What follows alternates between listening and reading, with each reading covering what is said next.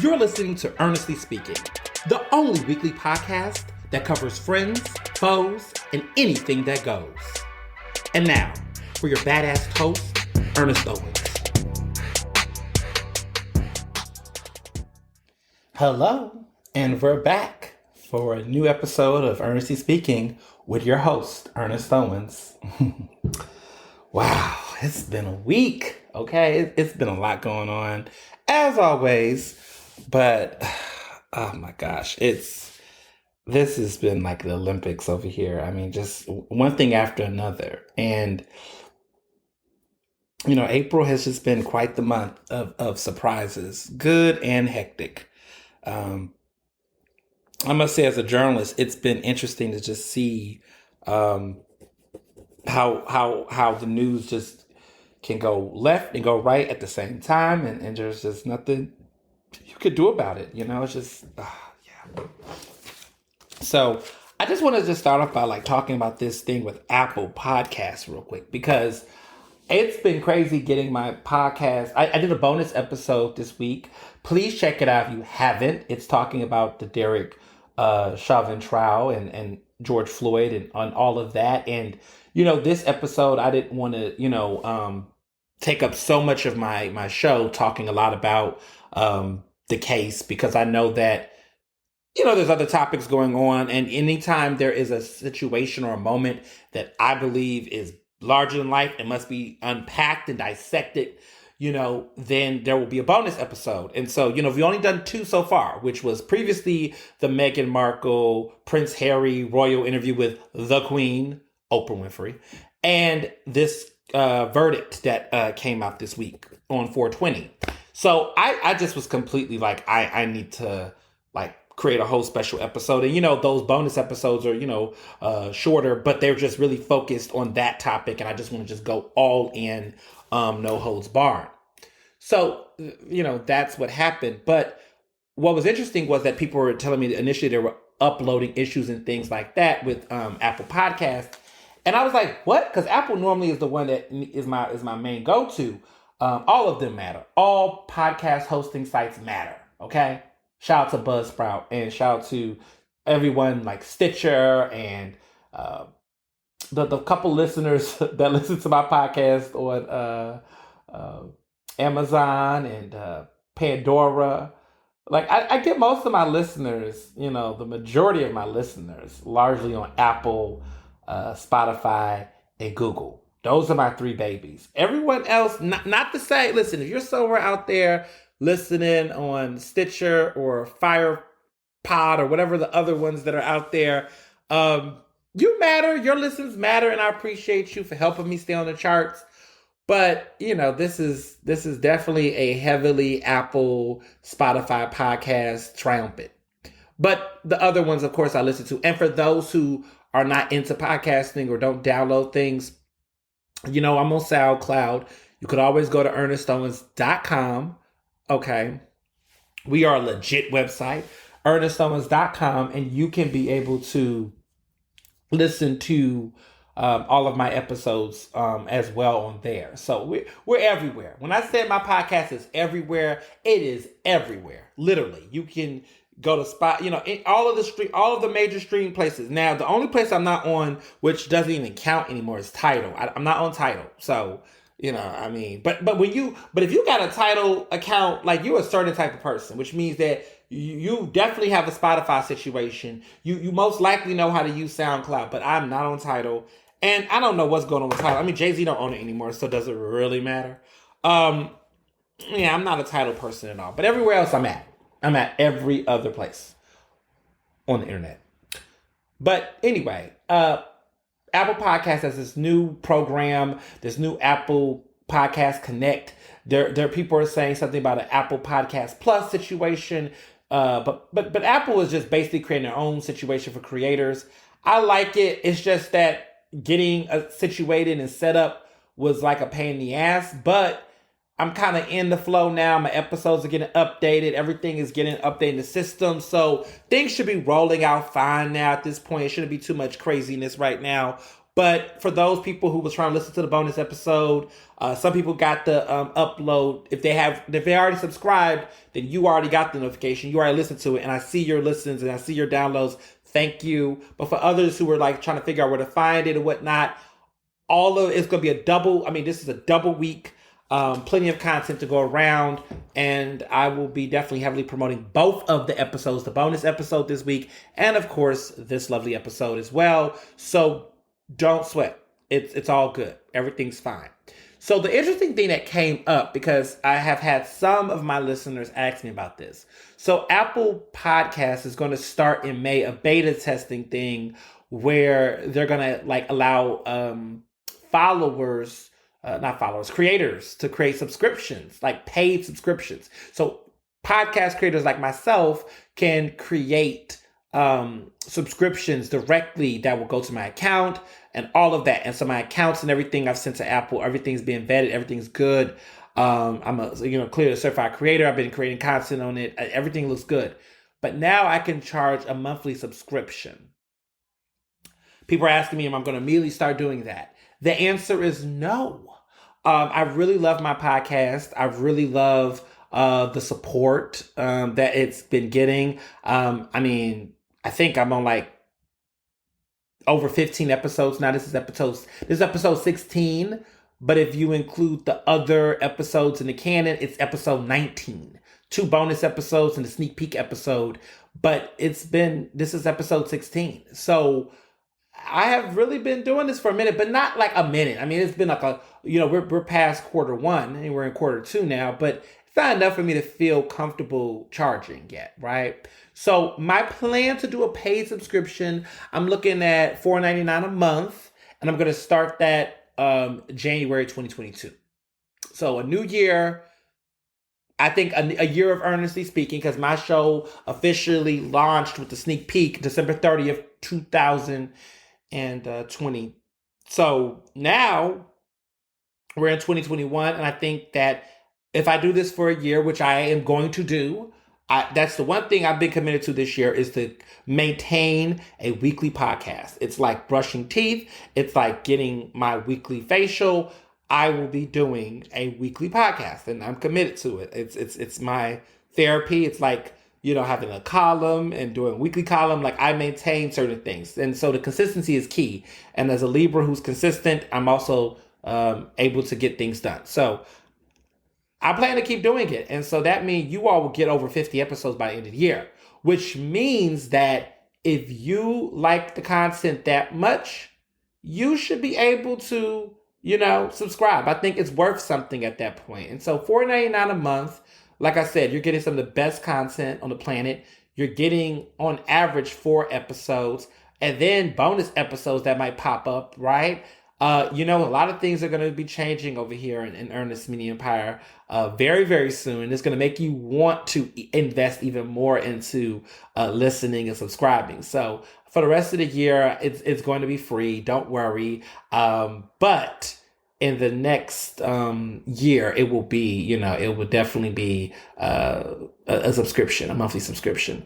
And like I said, it'll be great. You can opt out when you want. You can definitely, spread the love, share it with a friend, get people involved, get people hype, but it is going to happen. And I think it's worth something. I think I do this work. I don't get paid to do this. This is unpaid. I have no sponsors from any companies or anything like that. So there's no commercials. So definitely ad-free podcast. I give you all quality every week. I give you more than an hour of good entertainment. I believe in information. And, I think it's worth that much. So it'll be $4.99 monthly starting January 2022. So that's that. So people have been asking me what's been going on. So on Instagram, a lot of you all have been seeing my siblings. So my youngest brother turned 11 this week on 4/20. And, he's just so adorable, and he's growing up so fast. And I have just gotten to a point where I am not, I mean, he's grown. He's definitely gotten bigger, but I just love the pictures where he was able to climb my back. Now he's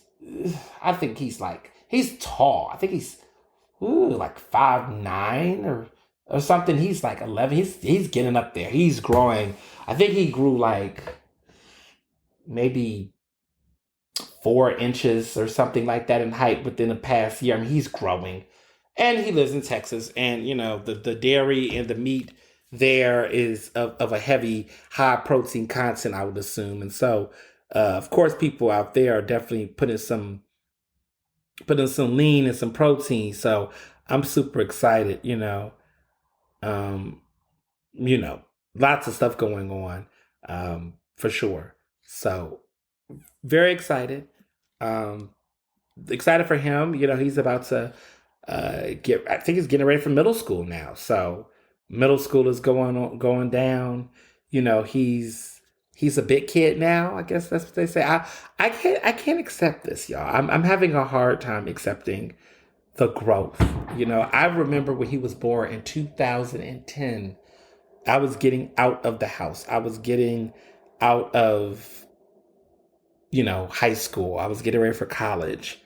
And actually, he was born, of course, in April, and that was not too far from my prom. So it was I just remember him being just a baby. And this experience is something so different. But, you know, life, it's what it is. You got to grow up, you got to get older. Speaking of older, this past weekend, my middle brother, he's 18, but he had his prom. And you all went crazy on Instagram about it. I mean, you all were going nuts. I mean, everyone saw his outfit.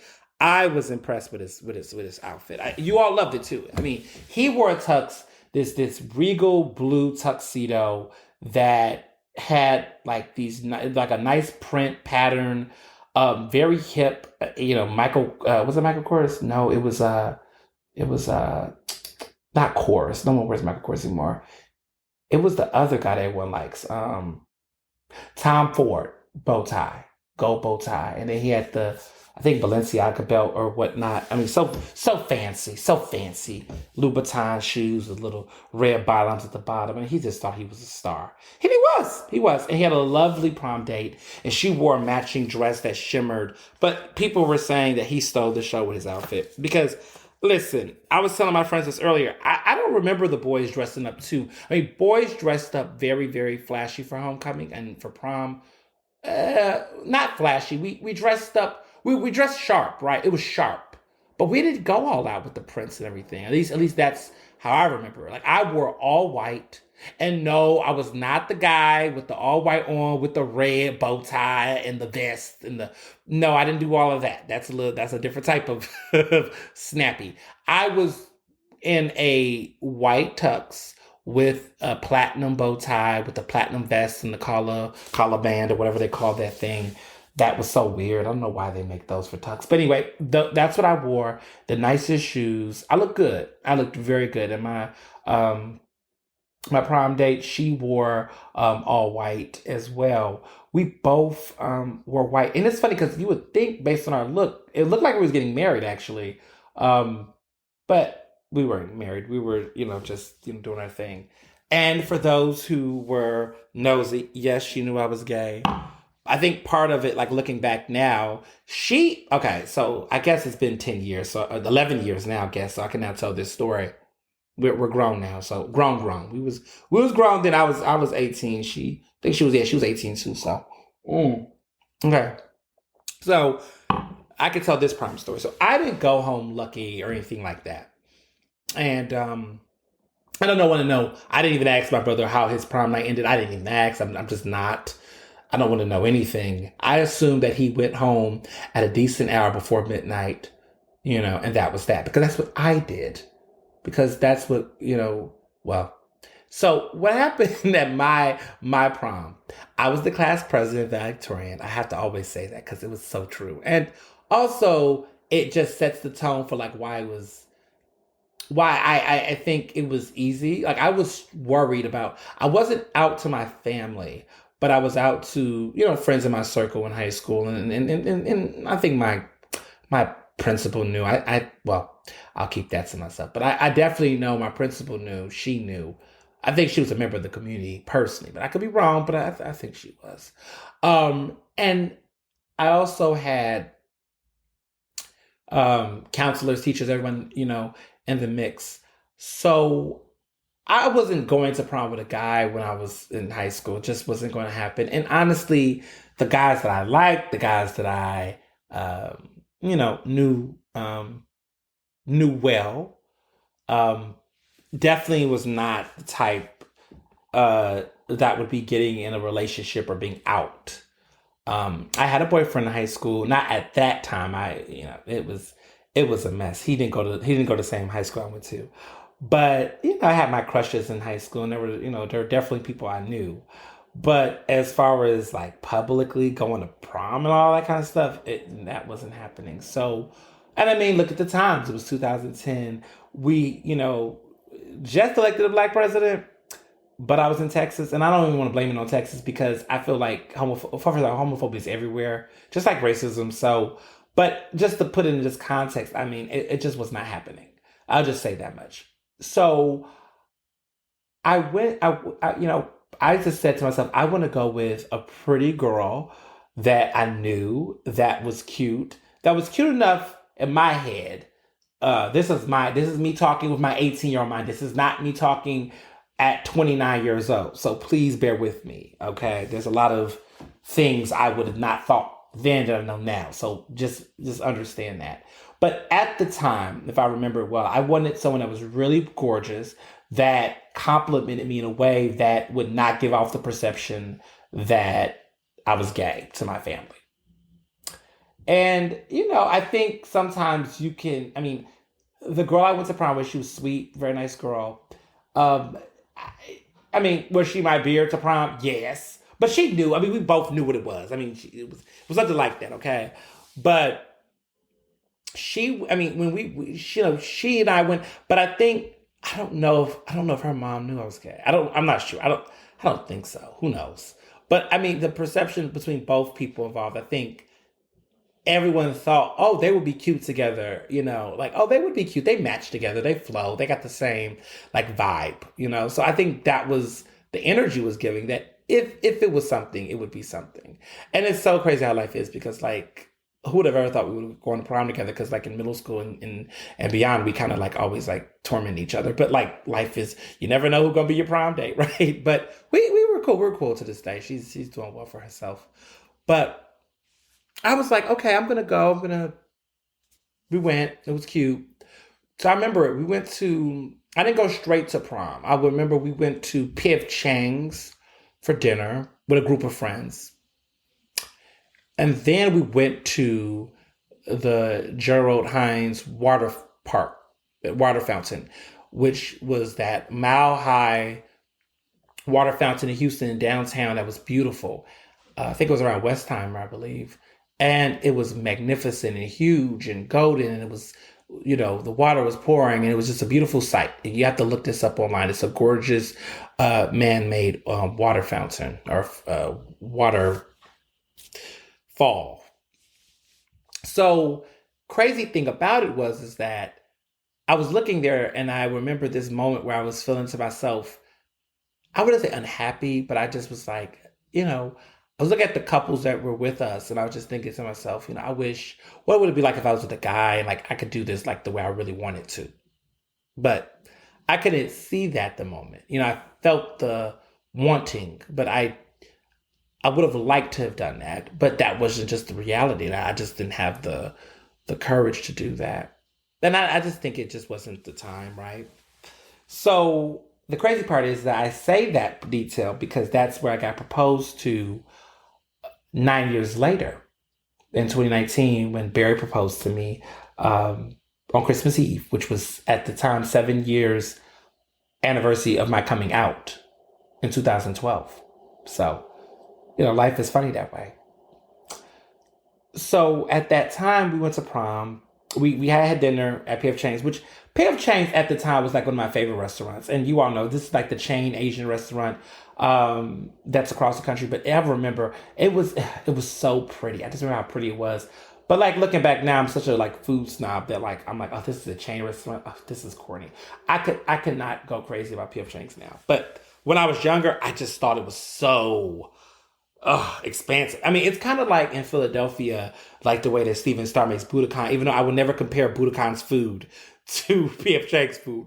But I'm talking about the ambiance. I don't even know the ambiance. Well, yeah, PF Chang's is a beautiful place, right?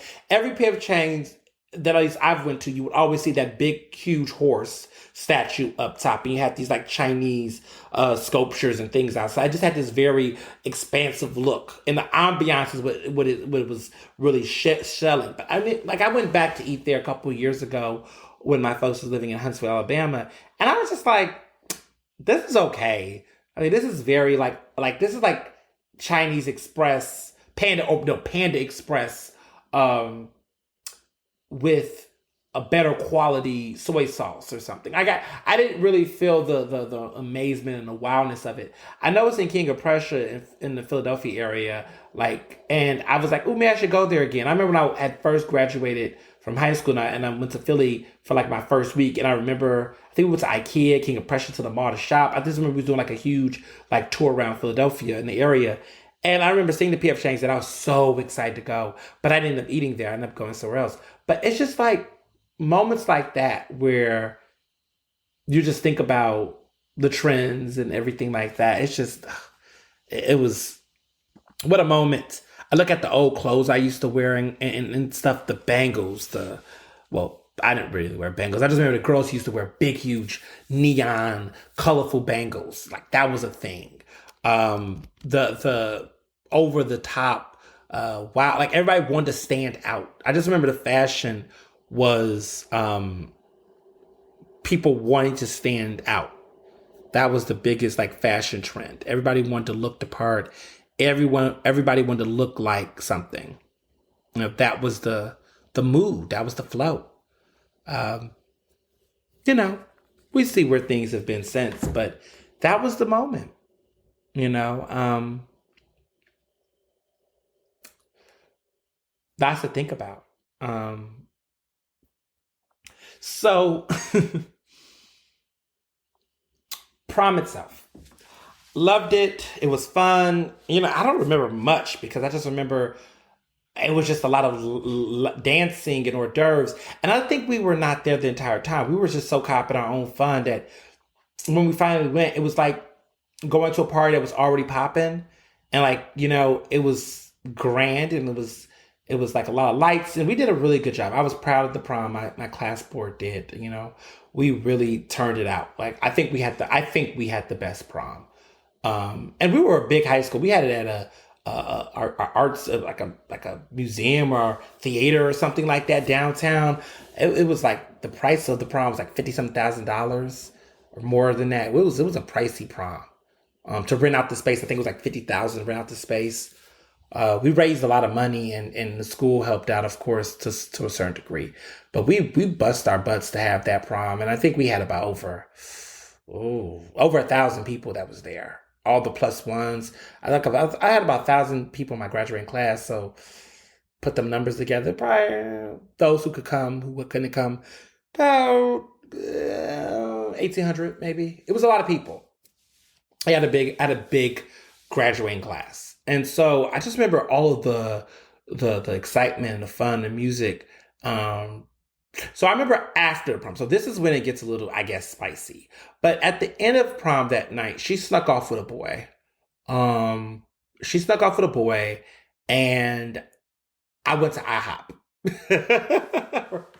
I went to IHOP. The IHOP on Highway 6, for my H Town listeners, that is over there where that East China Cafe, that Chinese buffet. And let me just say, what up, Philly, with the lack of Chinese buffets? Philadelphia does not, like, is an anti-Chinese buffet establishment. Don't tell me the one or two little spots like Philadelphia. Like, listen, I know places that have, like, Houston has Chinese buffets the way you all have Italian restaurants. Yeah, I'm gonna go there. Philadelphia, you all, when it comes to Chinese restaurants, Chinese buffets. Let me clarify this. Chinese buffets. Where are the buffets? There are more Indian buffets in Philadelphia than Chinese buffets, which says a lot. Okay, and let me tell you something. I love an Indian buffet. I live in West Philly. There's like three around the corner. There's like there was a place called Tandoor, but now it's called Ithaca. There is New Delhi, the legendary, okay, over 25 years in University City. And then you have Sitar, which is on the corner. All two of them are BYOB, Sitar and Ithaca, the Indian spot. Those two have BYOBs. All right, you can bring your own bottles. But New Delhi, New Delhi, you have to buy drinks, but their drinks are super cheap. But I can't debate which one is better than the other. I feel like all three of them have their own unique traits. Like one place has unlimited mango juice. Sitar has unlimited mango juice, which is like a plus. Ithaca, I mean, I feel like I don't know what their plus is. I guess their plus is like, well, I do feel like they have their variety is they mix it up. Like they have lamb, like they have like curry lamb and other types of stuff, and sometimes they have goat, and they do step up their like protein options beyond just like the chicken tikka masala, the simple basics. Like they do have some variety over there. You can find some really good authentic Indian dishes in addition to the traditional popular dishes there. So I do like that about them. New Delhi, I feel like New Delhi is just a commercial spot, but they're just universally good. Like they're just universally good. I feel like they are like the more like I feel like honestly you should take if someone was to ask you where do I want to try Indian buffet in Philadelphia, they're like the starter kit. You're supposed to take them there. Now real pros know this place called Rice and Spice. Rice and Spice is deep, okay, in the cut of West Philly. And I'm talking about West Philly Indian places. Because when you talk about the center city Indian places, that's when shit get a little weird. So my favorite conventional Indian restaurant, like I'm talking like just straight up restaurant that's very like, you could be cute and sophisticated, yada yada yada. Vita on like 19th and Chestnut. That's like the only one, Vita or Veda. That's the only one I would recommend if you're trying to be cute. They have a really great lunch buffet. I don't know if they still do. I think they still do. That lunch buffet is cute. It's like $16. If you want to have, like, when people take me out for lunch or want to go out to lunch with me on business or anything, I always recommend Vita because, one, if someone's taking me out, I'm not trying to break their bank. And two, if it's a business type of situation, it's very quiet there. It's very chill. I've never been in Veda, like, for lunch where it's, like, crowded and over the top. But now it's probably going to be. But it's like the perfect place for lunch. They have really great cocktails. They do really have great. Their gin and tonic is great because they put the juniper berries in them. See, I'm a mess, but it's a good time nonetheless. And so, there's a lot going on. But I would say I'm a big fan of their food. Anyway, I digress. I went to IHOP for breakfast. Late at night because that's what we do, right? This is a Southern thing. Don't ask my Waffle House, child. Waffle House was out there on the highway. Okay, I was on the lower end of the highway. I grew up on the highway near the highway, Highway 6. Man, I grew up near the West Oaks Mall area, so I lived right across from West Oaks Mall in an apartment complex, and then I lived in a townhome. Then I lived across the street. Like I lived all over that Highway 6 West Oaks Mall like area. Like literally, I could tell you stories of how I would, Jamarcus and I, my best friend who is now in Philly, he went to Jack Yates for high school. It's it's another story. He went to Yates, but I was an A-Leaf girl, and I, went to Elsick, of course, A-Leaf Elsick High School if you're nasty. But I remember the days in the summers we used to go across that damn highway, and that damn highway was wide and hot. Okay, it was hot. Like I used to try to wear flip-flops and be cute, burn the fuck out of my feet. I remember one time one of my flip-flops like plopped out of the middle because I used to wear the thong flip-flops. Oh, goodness. When Abercrombie and Hollis used to make that a thing, remember those flip-flops, those thong flip-flops put between your feet when I used to have like feet, like cute little feet. Anyway, it would pop out. One time it did while I was walking and my feet burned like hell. It was like cracking an egg on that highway. It was like sizzle because that's how hot Houston is. And I got to go back to Houston in May. And so we're going to bring the show on the road, guys. Are y'all ready? Are y'all ready? Are y'all ready? We're bringing the show on the road. Like, we're going to bring the show on the road. I am podcasting live in Texas with my family. Hopefully not a hot ratchet mess, but we are going to be recording the podcast live, okay, in Houston, Texas, or Katy. And hopefully, like, my brothers respect the room and not be a mess. I might have them come on and be a cameo. It might be cute. We'll see. We'll see, because they like to act up, and then they get the camera around them, and they know how to, I mean, the mic around them, and or a camera, hell, and they won't know how to act. So we'll see if we can pull this off, but no promises. So anyway, I went to IHOP, had breakfast, was the man with my friends, great prom. And I remember, I think her mom was messaging me, hitting me up like, hey, have you seen, my prom day? And I was like, oh, I don't know. I think she's fine. I had to go somewhere, but I think everything's fine. But low key, she was at the beach, being grown, doing some grown things that I can't, I can't get into. But we all graduated and made it out in one piece. So that's that. So, the wedding's happening. Wedding's been going great. I decided today to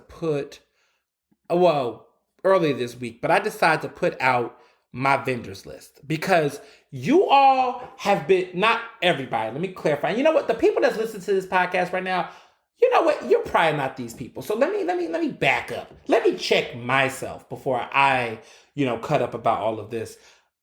This wedding planning has been quite the experience. It's been quite the telling experience. Folks kept bugging me, asking me, where the you got this, you need this. And I just said, I'm tired. I need to just finally just come through and just let people know that my vendors have already been picked. My vendors are already getting paid. I'm already taking care of my vendors. Like, I'm taking care of my business. I don't got time to play. Okay, I'm here to slay. I have no time to play. I am here to slay.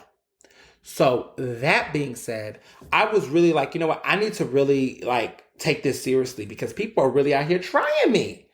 So I said, let me put the details of the wedding up. Just the vendors, so people can stop asking me, do I have vendors?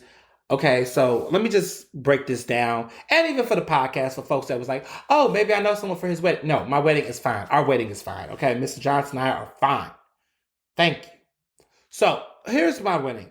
My photographers, we have two photographers. He has a photographer. I have a photographer. My photographer is Ronald Gray. His photographer is Derek Dean. Two black men that's killing the game. We have a photographer for the portraits. We're going to take our wedding photos before the wedding. And then we're going to like the day of the wedding, of course, but before the wedding.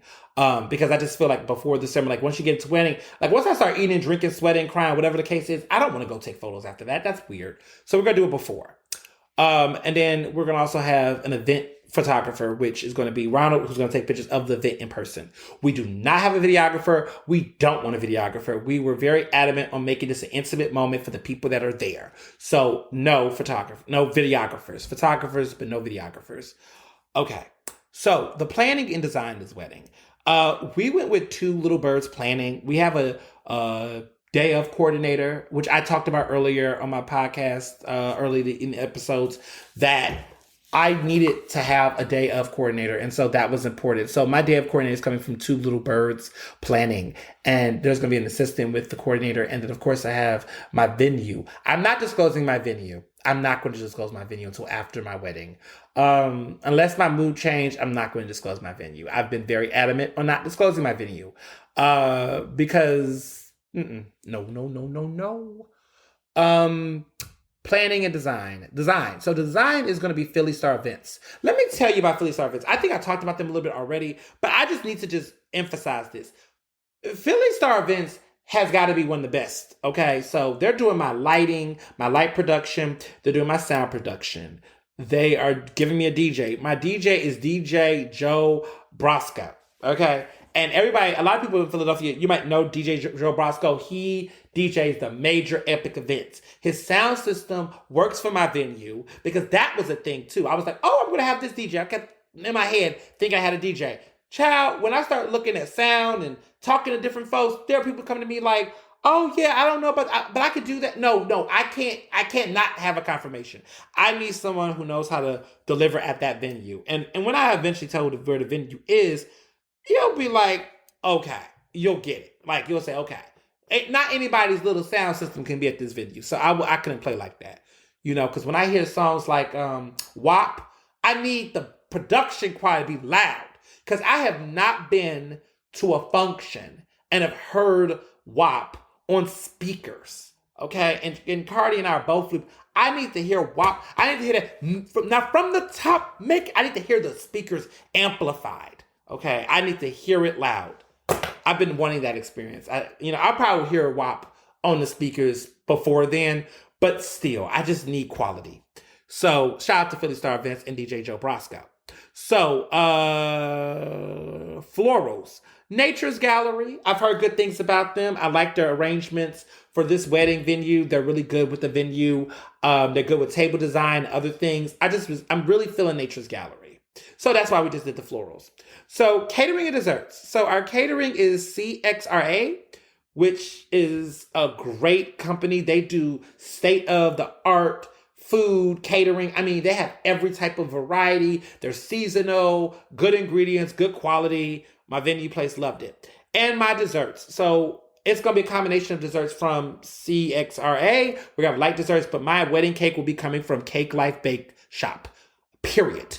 I told the owner there, who I covered many years ago, who's a genius, I told him that I would be having my wedding cake. And this is before I knew I was going to get married, okay? So he might be listening to this and might be thinking, oh, snap. Like, yes, I have always wanted my wedding cake there. And I was like, yeah. By the way, these are the people who designed Beyonce's birthday cake like 2 years in a row during Made in America when she would come to Philadelphia. And her birthday was, of course, like in September 4th. So she, her birthday would always land on that Labor Day weekend. And this company, I believe, made her cake twice, maybe more than that. But like they made her like a peach cake or something. It was cute. So I was like, in. So that's special to me. Okay. So let me see what else. Groom's attire. So both myself and Mr. Johnson, we're getting our suits custom made from Zavi Row Bespoke, which I'm super excited about. It's a Black designer in Philadelphia. He makes incredible suits. He makes incredible menswear, and we just have to look good. And we're going to have red bottoms for our shoes because Mr. Johnson was not here for Aldo. So Louboutins it is. Bridesmaid attire, which somebody was asking me like, bridesmaid, well, who the brides? Listen, I don't know what to call them. Groomswomen, I'm not doing all that. I could have said groomswoman attire.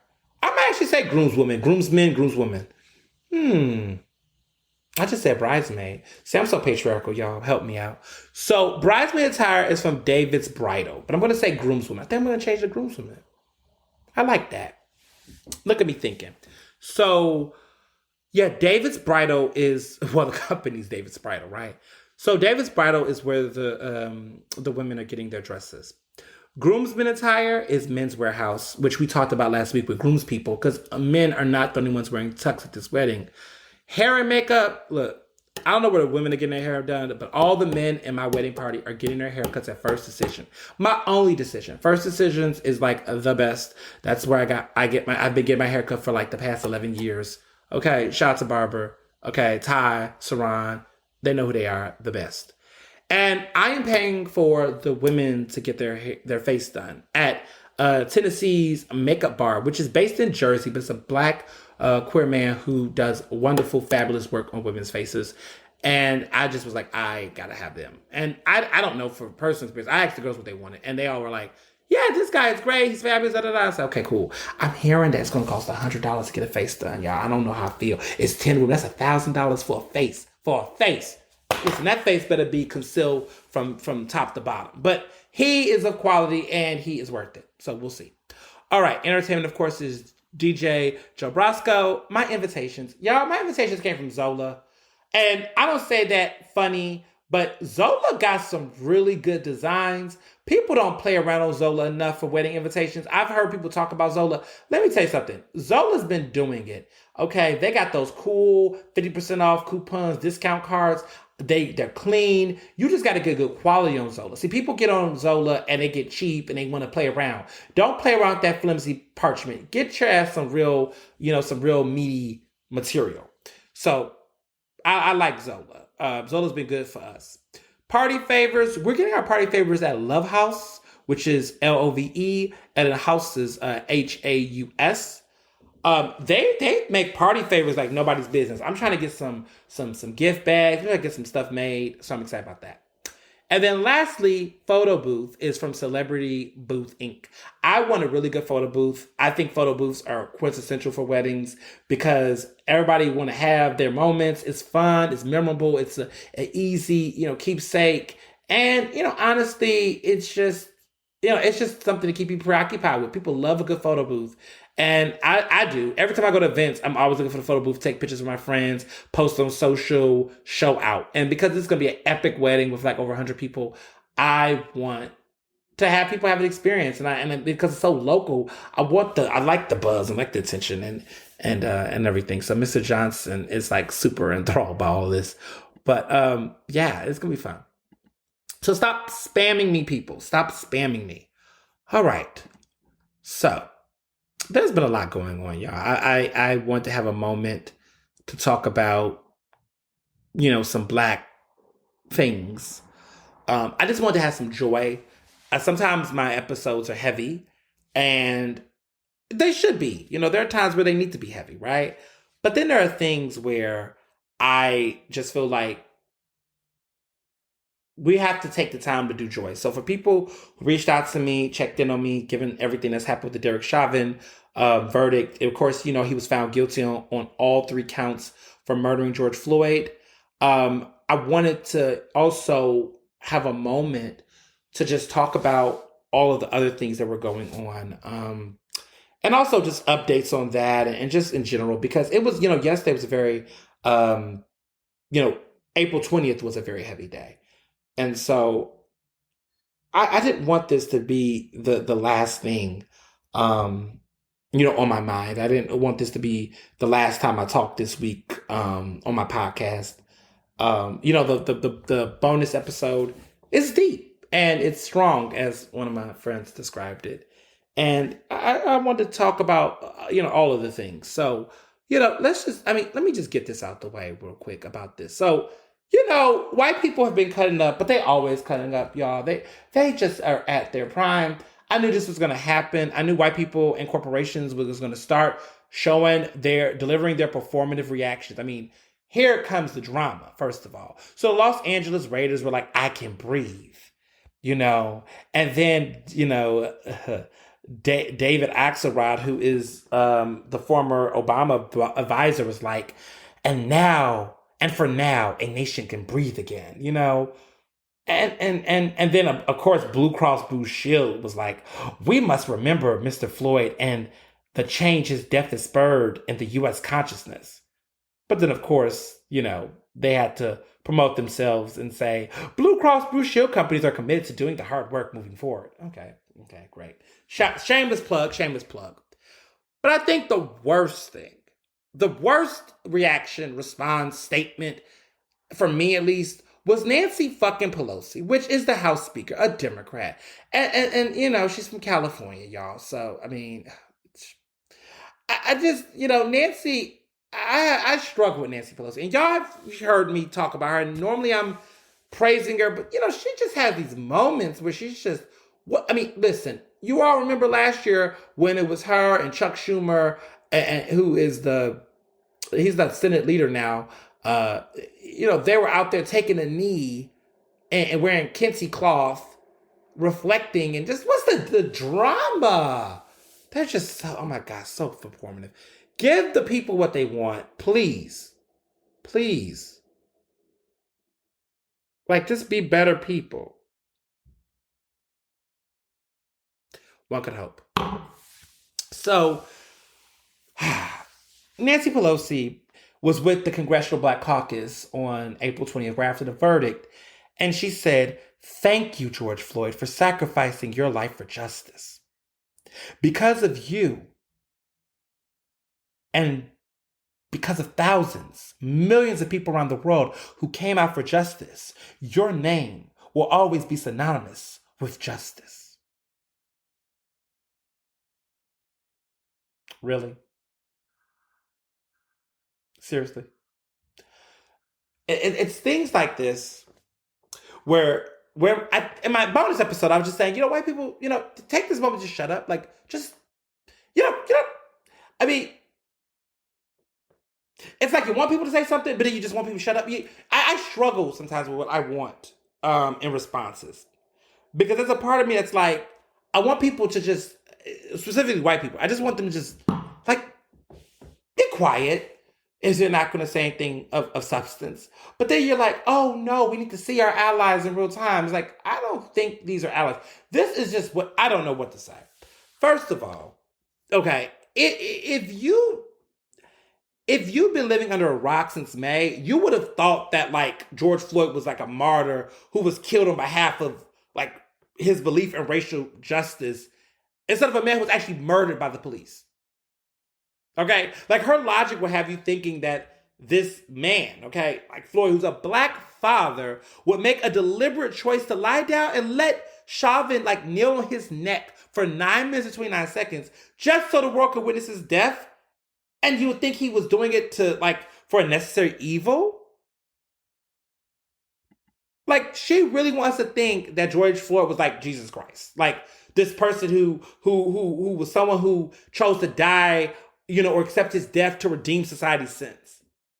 And that's the part that's crazy for me. That there was this idea that, the way that she said thank you for sacrificing, like she's acting as if this man chose this life.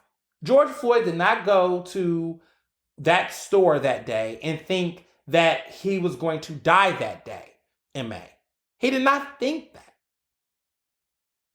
He was not this outspoken activist that was out here in these streets speaking out against social injustice and putting his body on the line. There are people that do that, and those people should definitely be respected and honored and acknowledged for that. But that was not George Floyd. George Floyd was just a black man trying to survive, dealing and fighting and battling the demons in his life, trying to make it through, trying to, be there for the people that care about him. He was a community man. Folks in the community knew him. He was a regular dude.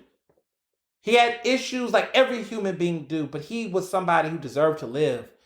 And this idea that we're now having revisionist history where she's trying to frame him like he's some guy who like woke up and was deciding that this was going to be his fate and that he did this so that thousands of people could come out and protest. And that's just so intellectually dishonest and so fucked up.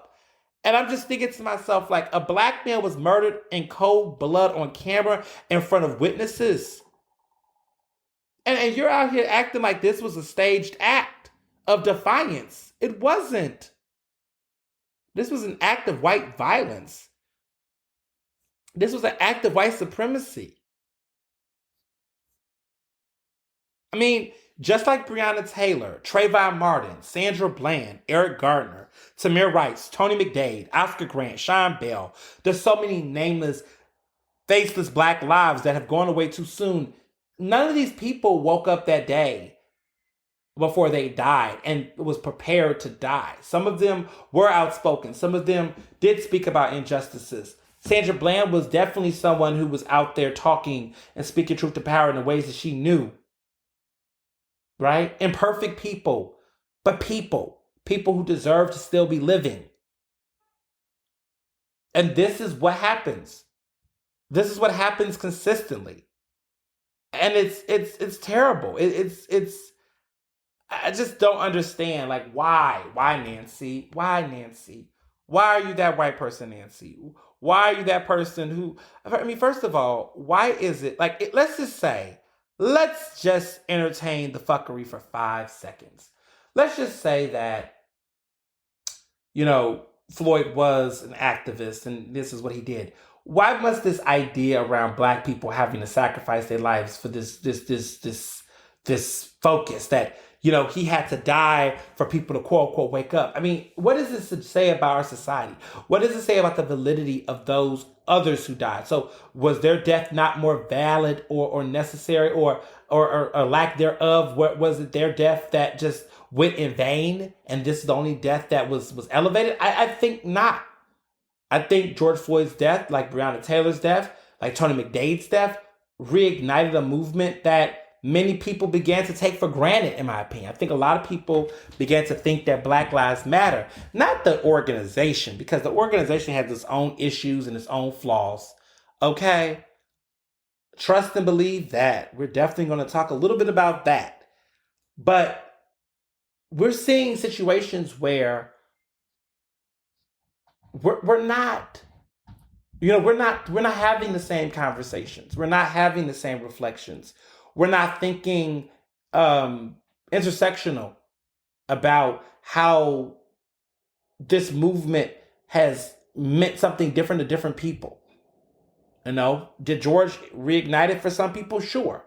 But Sandra Bland did it for others. Say her name meant something to so many Black women. And we're seeing that now with, 16-year-old Ma'Khia, right? Ma'Khia Bryant, who was shot and killed by an officer in Columbus, Ohio.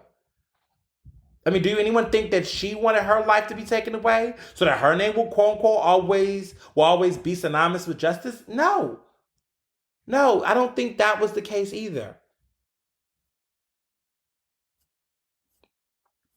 So it's just a lot of fear. It's a lot of concern. It's a lot of anger that happens in these moments, because there was a lot of people on social media that really took what Nancy Pelosi said seriously, was offended. Then there were some people that thought what she was saying was profound. Some idiots, they exist. Idiots do exist.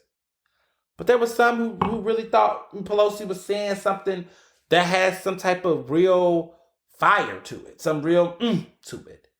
And that wasn't the case.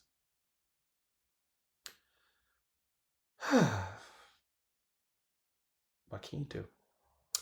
So, in talking about this, there has been this story, of course, an issue that a young Black woman in Columbus, Ohio, who I just talked about, Ma'Khia Bryant, Black girl, 16, was killed by the police, was shot by an officer multiple times and died.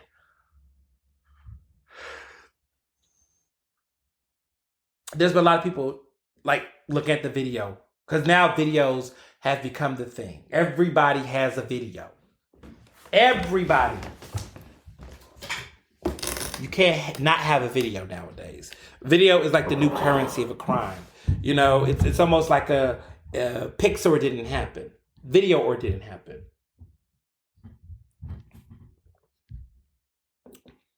It's been frustrating because you start to think, damn, if something happens to someone, there wasn't a camera, the camera dies, is it true or not?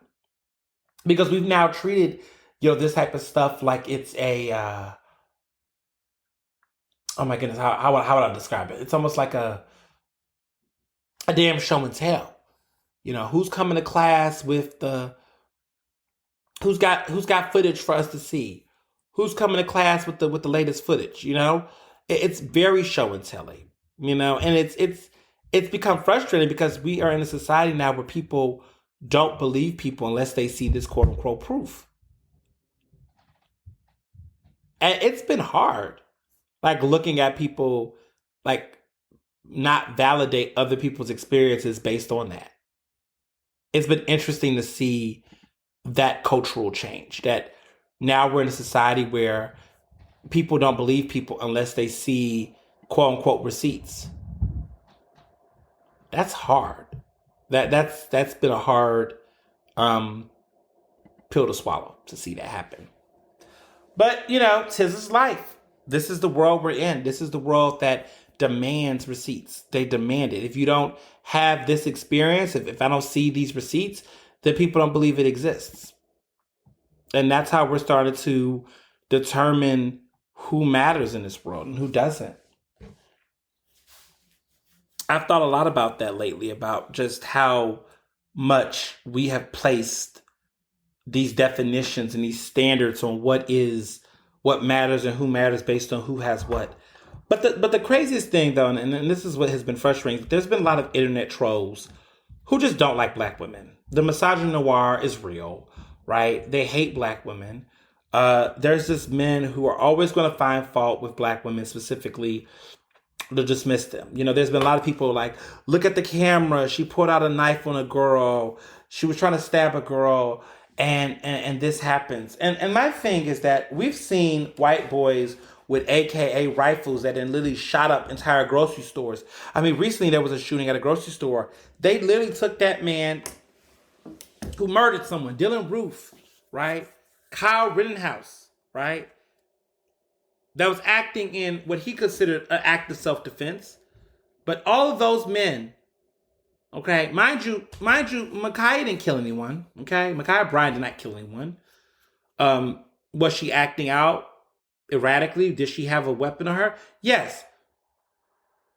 Did she deserve to die? No. Could that have been prevented? Yes. Has it been before? Yes. The reality is that what I want people to understand is that black people don't have to be perfect in order to stay alive.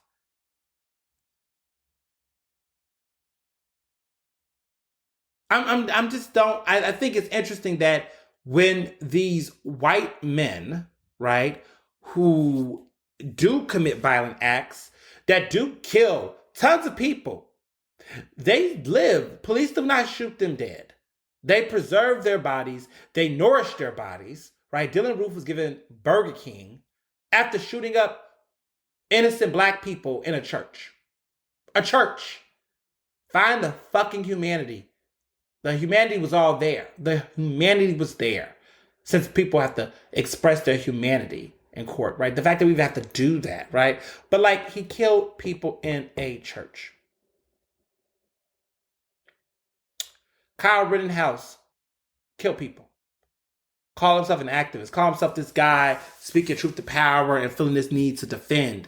Went to a fucking town he didn't live in. Crossed the state border and did it. Still living. In fact, you got some of these Sean Hannitys and others trying to frame him as a hero. It's obvious. It's obvious, how some people literally play off of shaming people. I can't even listen to Candace Owens. I mean, at this point, I just think the amplification of these over-the-top, far right voices, right? The Ben Shapiro's, like, these people are such clowns. Like, they're very much, I mean, it's very obvious what they're paid to do. Like, they're paid to take a position that is completely on the other end because that's a performance. It's a performance to them. They're like a robot. Like, anything Trump say, they're going to support. I mean, there's countless videos and like joke videos and mocking videos that show these guys like going out here, doing these ridiculous interviews and basically fucking up. Like, literally fucking up. It's I mean, basically, like, I've been, I don't watch him as much, but like Bruno, right? It's a lot. Like, Bruno would joke, the character Bruno, well, it was Bruno, but then it was Borat, Borat, who does the Sacha Baron Cohen plays the character. And there's this, he played Bruno, but then he played Borat, and I just saw the subsequent film, which was pretty good, actually. I was surprised that he was able to keep that going. But he is also did this little skit on Cinemax where he was basically dressed as and pretend to be like, a far right conservative, all these different things and saying crazy racist stuff and problematic things just to get the, to see how these other folks would react. And they were on script. Like, anything, every position they just took whatever position was what they considered to be the far right position. So it's become very performative. It's become very expected. And it's just a lot, man. It's just so much. I just, at this point in the game, you just know you just know how these stories are going to end. You just know how these stories are going to be.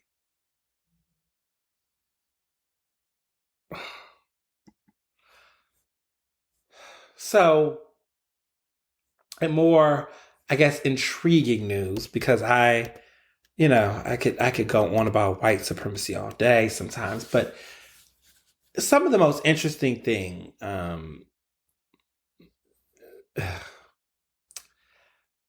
so the Oscars is this Sunday. Um, People have been hitting me up about what I think about the Oscars and how I think how it's gonna pan out. I mean, people are questioning whether we should even have an Oscars because of the pandemic.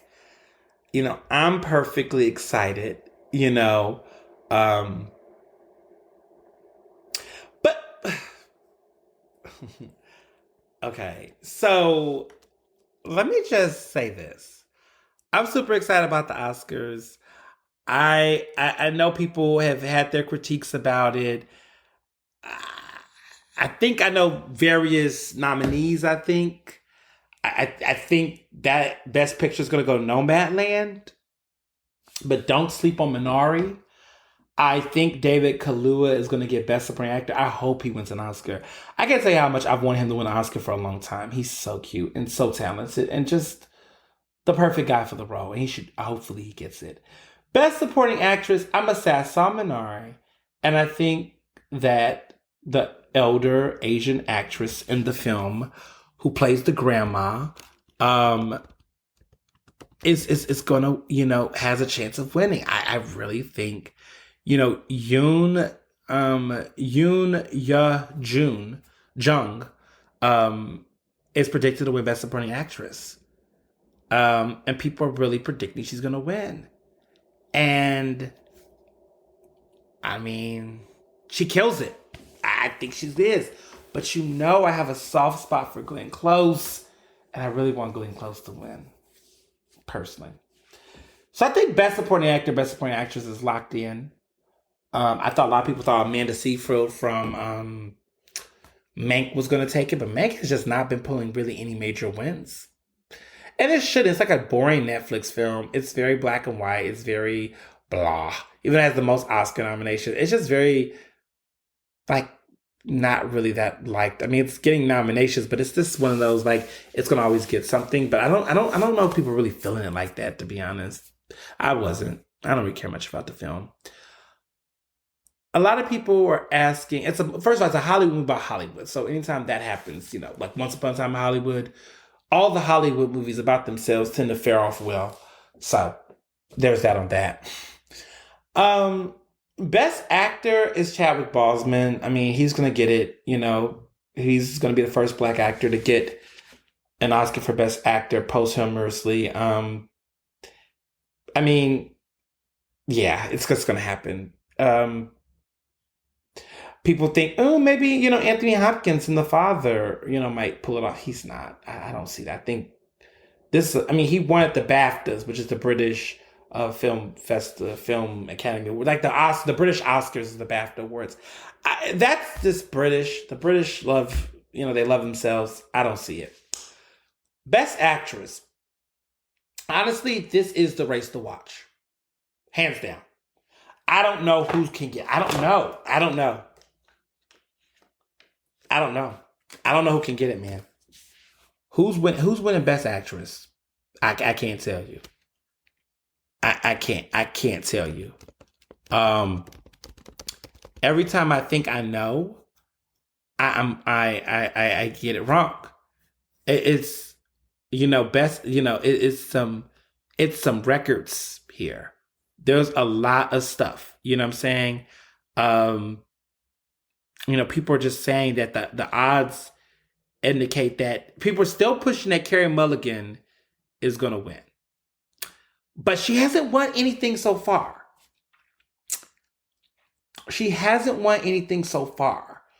And I mean, she's won some things, but it's just still sticky.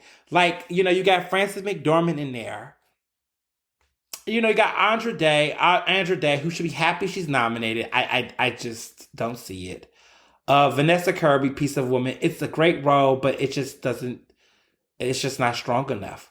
But that three-way woman race between Frances McDormand, Carey Mulligan, and Viola Davis, it's tough because there's something there, right? So you got Frances McDormand, who could follow Katharine Hepburn, Ingrid Bergman, and Meryl Streep to be the fourth woman to win 3 or more Oscars for acting. Okay, she has several nominations. She's had multiple wins. It's a lot. But the big deal would be that there's there's some other people like Davis, like Viola Davis, who won for Fences, but they said that she would be the 22nd woman to win multiple acting awards, but the 8th that would win, in both of the categories. People really want, she would be the 5th to triumph as a lead after first winning Best Supporting Actress. I don't know. She would also be the 2nd Black woman to win Best Lead Actress after Halle Berry, which is my more interesting stat on her. I would say that, Mulligan has never won,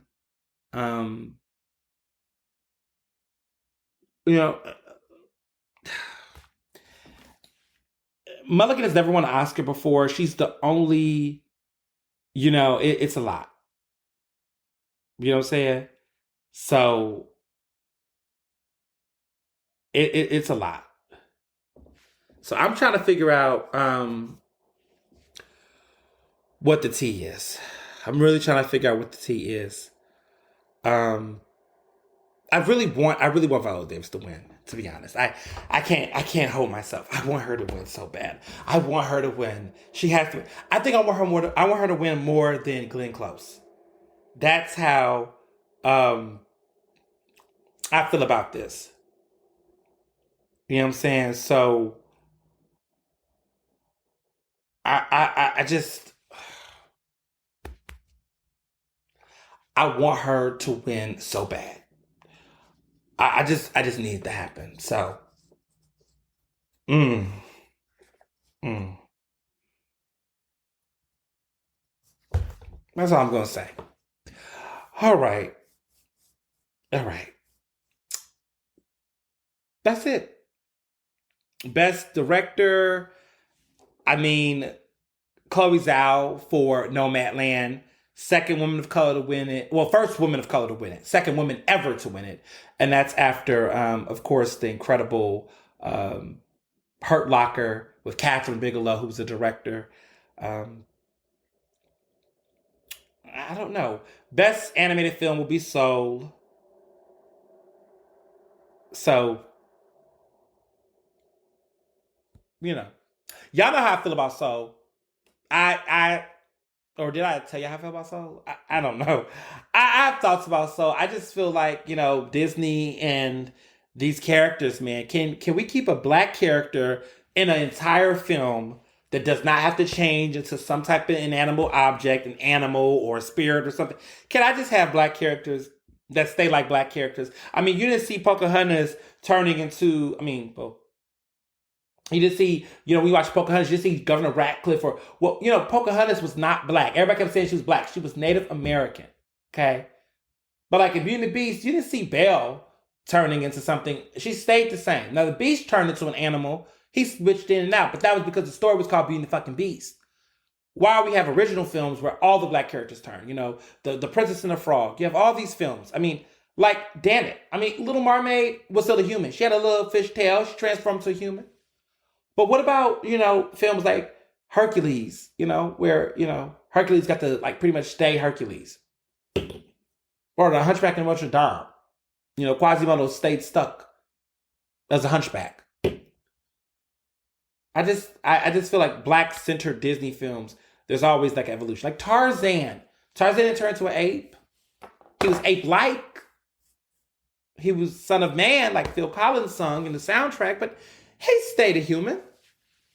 I don't know. I I mean, I just feel like it's a pattern. So I know it's gonna win diversity.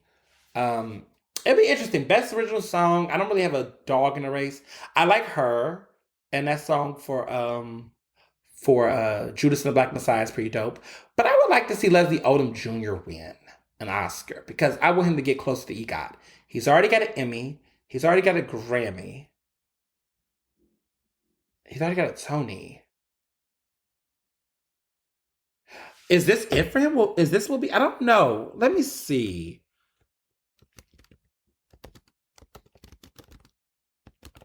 I need to figure out. He, I think so. He'll be one step closer. I'm trying to remember. I'm trying to remember all the things he's won. You know, so he hasn't won an Emmy yet. But he needs to win. Yeah, so he hasn't won an Emmy. I thought he won an Emmy, but he didn't get the Emmy. So he's going to be back. There's hoping that he's at the Emmys next year for a second nomination for having scored his first nom. He had won a Best Character Voiceover Performance. He got a nomination. So he's been nominated for a Grammy, Oscar, and a Tony. But he's apparently, he'll be back a second season, so he could potentially wrap up his EGOT in about 5 years, which would be faster than anyone else who's ever achieved it. Apparently, John Legend, who's a Penn alum, got EGOT faster. But it's interesting because I would be impressed to see if he pulls it off. I mean, he won the Tony, as you know, for Hamilton. And he also won a Grammy for Best Musical Theater Album. So, if he wins this Oscar for either song or acting, which I don't think he's going to get the acting, but if he wins for the song, he will only have to get an Emmy. And then he'll be there with John Legend, Whoopi Goldberg, Mel Brooks, and 13 other actors who've also won and achieved this feat. So it's been 16 people who've gotten an EGOT, but, a couple black people, but not too many black people, let's be clear. But it'll be interesting. Viola Davis, I mean, shoot, y'all keep sleeping on Viola Davis. Viola Davis has an Emmy for How to Get Away with Murder, a Tony for Fences, an Oscar for Fences. She look like she's doubling up over here. She needs to get this Grammy. I need her to narrate a children's book or something. Get best audio. I thought that Michelle Obama got a Grammy for her book, but what I kept thinking in my head? I kept thinking, what would it have looked like if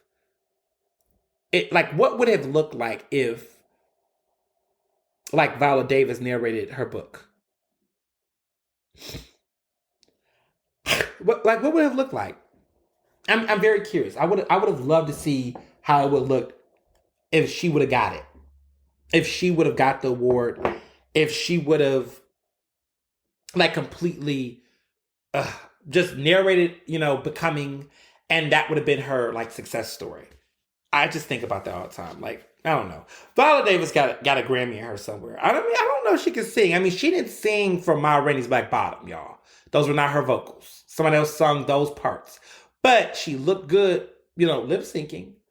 But, she did a good job in that performance overall. It was a beautiful, elaborate. I mean, she's just Viola Davis, So, we'll see. But speaking of bizarreness, and I have such, every time I have the moment where I get a little,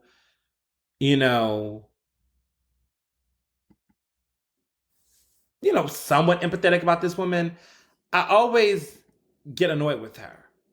So I don't know if y'all been following this Demi Lovato situation with this frozen yogurt shop. She just decided she wanted to wake up and snap at this place because she was claiming it was harmful messaging regarding their sugar-free cookies and other diet foods she was claiming. So this place is called the Big Chill, which is in LA. They're like a Fro-Yo shop, classy Fro-Yo shop. She went on social and went back and forth about how their, low-calorie food and all this stuff is an issue. So she decided she wanted to be an activist about this. Now, let me be clear. Demi Lovato has been, you know what I'm saying? So Demi Lovato has been an advocate for self-care, issues around addiction. She has struggled with drug use and has had an overdose. She's had issues. And a lot of this stems from just the pressures of fame. And so I want to be very clear that, I have complete empathy for her and her struggle and her journey to recovery and how she is, working towards a more sober, healthy life. And I think when she focuses on telling her experiences and focusing on her life and doing that, that's when she's at her best. I think that's when she's the most inspirational she can be. But just like all people, I think sometimes people don't understand their lane. And I think with Demi Lovato, I think sometimes in her own journey to getting to the place of recovery and happiness for herself, she, I think, often come at people. And I think that sometimes, you got to be thoughtful. You got to, it's just, I don't know. I just, feel like sometimes hurt people, or people that are getting a little salty will throw more salt than they need to. I just think there's all types of interesting things. But, I don't know. Sometimes she just be on it. So recently, she had a big old controversy earlier this week. Basically, she was calling him out. She said, "I am standing up for anyone who struggles in LA," she said. "This is a hard thing to live with on a daily basis." And she was talking about eating disorders. She said, "My intuition said speak up about this, so I did. And I feel good about that. What I don't feel good about is some of the way it's been interpreted and how the message has gotten misconstrued." So she apologized later on for her initial shots that she was throwing at this place, because basically she was trying to suggest that their sugar-free and dairy-free foods was sending the wrong message to people. And it was just back and forth on Instagram and on social media. And I just thought it was random that, she has this idea that food should be labeled with the dietary or health specific, like, communities they are intended for. So she was saying that she has this idea that foods that, are labeled with, that she thinks they should be labeled with the dietary or health specific communities they're intended for. Talking about how diet culture, it puts pressure on women to stay thin and these associations with thinness and health and all this stuff. And, she just was saying that people should be able to eat a cookie without feeling this guilt, and they shouldn't feel like they should be forced to eat sugar-free cookies and crap like that. But I think the issue is that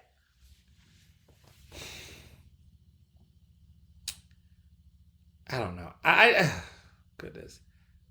So let me just say this. A great writer at the Daily Beast had said, his name is Kendall Cunningham. He said, quote, "There is also the obvious fact that diet foods and drinks are sold at particularly any establishment that sells food, no big grocery and big box stores, and are not universally triggering for people who suffer from disordered eating." Exactly. So I just think the interesting thing is that we've gotten to a point where some people are over projecting their own triggers to the extent that they're now suppressing other people's experiences. And normally I'm very much so someone who is super mindful and sensitive about people's experiences, or at least I work on that as a person. I mean, do I always get it right? No, because sometimes I have to learn. I mean, sometimes I don't know. If I'm not from that lived experience, I sometimes think I'm able to shut up and listen. But in certain cases, though, I do think that there are people that don't recognize that in some ways we have to coexist in society when certain things don't meet. Sometimes coexisting is important. And I think we get that in some departments, and then sometimes we forget that in others, right?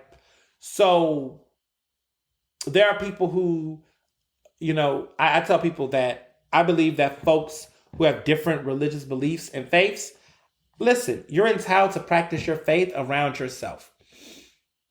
But you must be mindful that you don't exert your religious beliefs onto other people, without their permission, right? Like if somebody doesn't want you to prophesize to them, if somebody doesn't want you to go out and teach them the teachings of Christ or Allah or whomever, and that's not what they asked for, you have to respect those people's boundaries, right? But there's often an opening. And people think, well, if we're not spreading the message, how will people come? I have known people who have converted to Islam, who have converted to Christianity, who have recently a friend of mine converted to Judaism, that that was a decision they made based on their own independent exploration and study. And people will find their pathway to those things without people, shoving something down their throat, literally and figuratively, right? That they can respect those boundaries. And I think people have to understand that context, because too often that doesn't happen. People don't respect people's boundaries sometimes. And that's when it gets problematic. So like, dietary things. I remember I was at an event and, someone said, hey, I want everyone to eat vegan at the retreat. And there was some people in the group that was like, listen, I can't, my diet, some people's diet was like, look, I don't want to eat vegan. I don't want to eat strictly vegan. Some people felt like, some people, I know one person told me there was anemic and that they really are like eat high iron. They have to get it from meat protein, or they prefer to get it from meat protein. You can be anemic and be vegan and eat high protein, but they personally have a thing for iron and they want to eat meat. They need to eat like certain types of meats or have to increase their protein. That was what they said. Not a doctor, not a dietitian, not going to say what's true or false, but that was how they framed the conversation. But in this dialogue, somebody in the group on this retreat was like, I think it's very offensive that I have to see you all eat meat and eat the flesh of a living animal. I'm so offended by that, and I'm triggered by it, and it makes me upset and it's frustrating, and I think that it's problematic that you are doing this to me. And I'm just like, wait a minute, pause. If we didn't have a vegan option for this person to not have that option at the table, I could see frustration. I could see a person being upset or feeling left out. But to try to now dictate how everyone else eats because of that, I think that's going too far.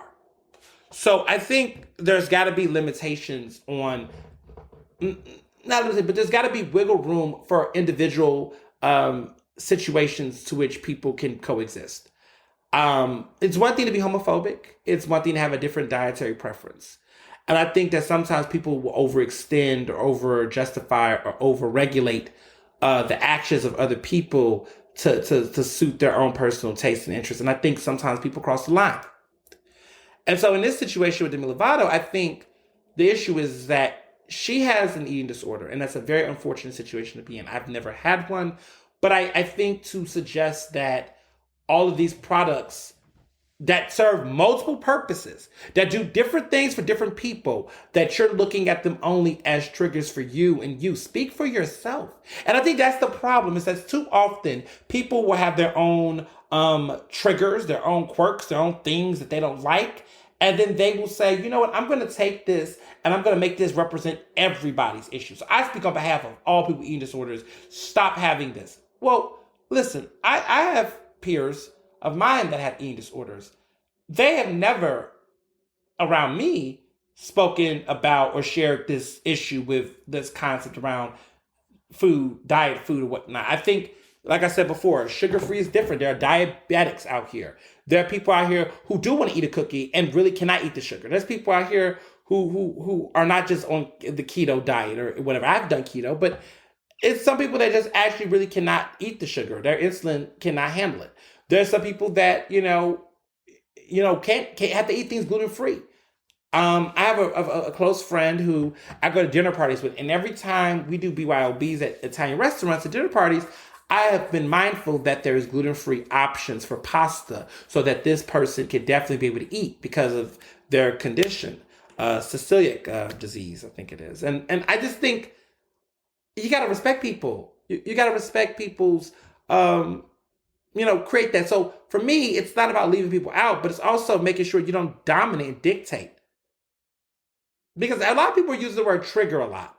And I think people are abusing therapeutic language. I'm not gaslighting Demi Lovato. I'm not saying that she is, but I just feel that I've noticed, and I'm not speaking about Demi Lovato on this because she's not white, but I have seen white people weaponize, psychological language, therapeutic language, theory-based research language, all these types of things to try to divorce themselves from accountability from their own racism. So when confronting a white woman on something racist she's done, she would say something like, you know what, you're making this is triggering for me. I'm getting anxious. You're making my anxiety go high. I'm sorry, but you just said a racial slur to that guy over there. Can you explain how you didn't have the anxiety to say the N-word, but all of a sudden you got the anxiety now because you're being confronted for saying the N-word?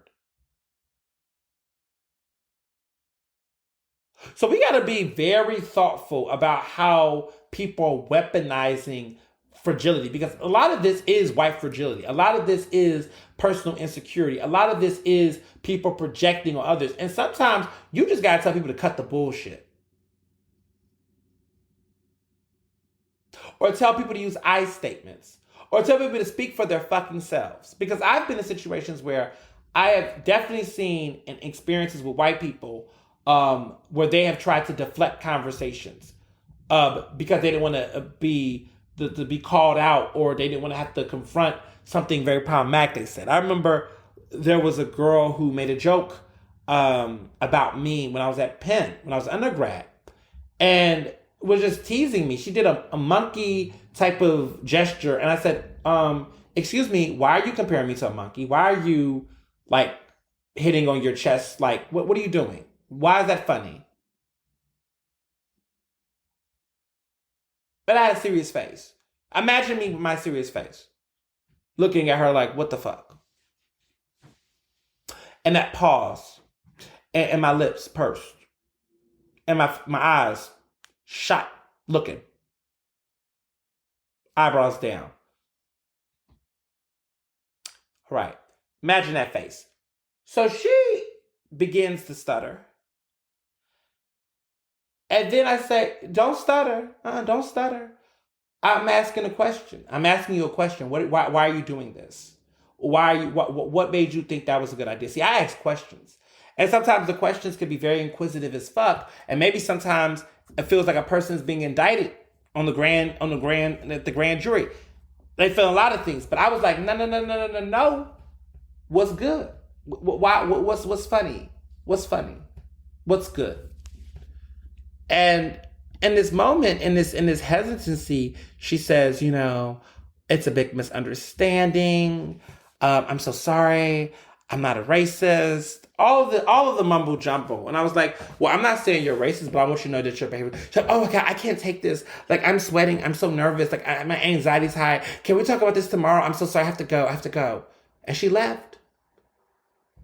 And of course, she did not see me tomorrow, and she dodged me. And eventually, you know, we was in the same group for a project, and she was awkward, and she got up. I said, no, don't leave. I said, listen, I'm over it now, but I just want you to know that what you said and what you did offended me. And that's it. And I sometimes think that the simple thing of telling somebody they're wrong, people don't want to hear they're wrong anymore. People don't want to hear that what you did gonna offend somebody. And somebody can say, listen, I apologize. I'm sorry. And that could just be it. Banging somebody on the head with 1,000 times in certain cases may not be the resolve, may not be the answer. But sometimes it's just enough to just say, hey, this is what you did, this is what you're wrong. And if the person apologizes and say, look, I won't do that again, or my bad, that's what it is. Sometimes it's that simple. Sometimes it is. But I think we've got to a point where people don't ever want to admit they're wrong when they're wrong. Or people just don't want to say, hey, I'm sorry, or provide an explanation to the best of their ability, and then, you know, say, hey, look, I'm, I fucked up. People can't do that anymore. It's always got to be this, you know, not an apology. Okay, never an apology. Never I'm actually sorry. But another court case, another defense, another over the top. Lots of crazy stuff. So, you know, think about that. You know, I think about that all the time.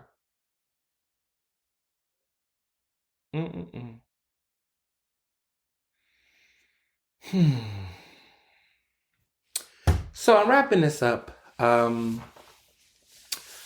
This week is gonna be fun. This weekend, I'm going to get a lovely 2-hour hot stone a hot Himalayan stone massage with CBD oil. because I deserve. I deserve. Yes, I deserve. I think everybody deserves this weekend. I think Black people deserve. I was saying in my bonus episode, this recent one, that I'm taking time on myself to just relax and enjoy the view. Like, I'm going to this Oscars party this weekend with my fiance, and whoever wins the Oscars, those are first world problems. I just want to sometimes have an escape, and I cannot wait for this lovely party. It's going to be a big, huge, rooftop. And if you follow me on Instagram, I'm going to put up the photos because I know y'all love when I go out somewhere and I'm showing you lovely food. So this is definitely going to be one of those weekends. I'm getting a hot stone massage, which I'm not going to Instagram live any of that. But I'm going to some great restaurants. One of them I can't even take pictures. So I'm going to Pelosi Social Club, which I've been a member for many years. Love their food. Can I give a review? Can I take pictures? I'm a member. Can't do none of that. But it's fabulous. And I like it. I can say that. It's a great place. And they're on social media, and there's articles written about them. And you can read what others have said. But I am not saying anything. I can't do any of that kind of stuff. But I'm going to go eat there. It's a secret private club with a good friend, and we're going to have great dinner, and it's going to be fabulous. And I'm going to do that on Friday. And then I'm going to the Wayward, which I've heard great things about. I've never been, but I'm going to go with another bestie who just turned 40. And we had a surprise birthday party for last week. And now this week we're going to, hit up and go out for this delicious dinner. Wayward is fabulous. They have a lot of seafood type stuff. So I'm excited about what they're going to have. And over here, their cocktails. I just want to drink. So I'm going to be doing that. I also have a brunch coming up this weekend with a lovely friends. Two lovely friends. And then the Oscar party. Oh my goodness. Calories. I don't give a fuck about calories. But I started to say that I'm going to really be enjoying some great Black joy with my lovely friends, and getting ready for some good stuff that's coming up. So stay tuned. But I'm going to really enjoy myself. I'm going to take the time. I'm going to drink. I'm going to be happy. I'm going to be gay. I'm going to be merry. I'm going to enjoy my time because, there is so much stuff going on in the world, so many things calling my name. And you just sometimes can get lost in the sauce with all this stuff coming at you left and right, that you can sometimes lose sight of all the other good things that's happening. So I am taking each of those moments and reflections and all that good stuff because I've worked so damn hard for it. And so have many of you all. So take that time. Take that time this weekend. Take that time this month, this summer, this year to just really have some fun and just have the kind of fun you need to have fun. And a lot of it doesn't have to be documented. Trust me, there's a lot of shit I do that is not documented and I'm not telling you about it. But, have that fun. Okay? Have that fun. Have that sex with someone consensually and safe and fun that you like. Have that drink in a mature way. If that's what you do. Or Shirley Temple if you don't drink. Apply for that job, shoot that shot, run for that office if you really are qualified to run for it, and just do the damn thing. So that's all. It was great. Enjoy yourselves, and until next time, we'll be in touch. Ernestly Speaking is recorded in Philadelphia, Pennsylvania, and can be found on Apple Podcasts, Google Podcasts, Spotify, and SoundCloud. To stay up to date with the latest on the show, follow me on Facebook, Twitter, and Instagram at Mr. Ernest Owens. Use the hashtag Ernestly Speaking to tell me what you thought about this episode, and check out my website at ernestowens.com.